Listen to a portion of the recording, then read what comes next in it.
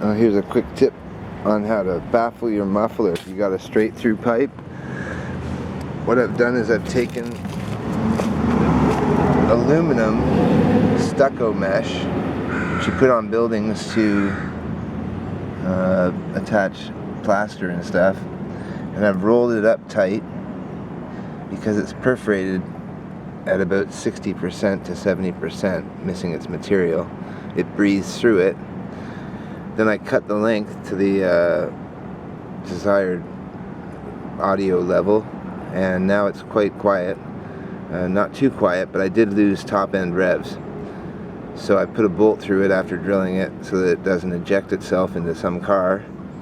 And it's idling well and seems to work. Still quite loud, but you could extend the length as long as you can. I can only go to this bump here, so I have a limited amount of baffling I can put in that section. I can put in section there, and I put in a rolled piece as well in there, but not as tight, and it didn't really affect it much at all.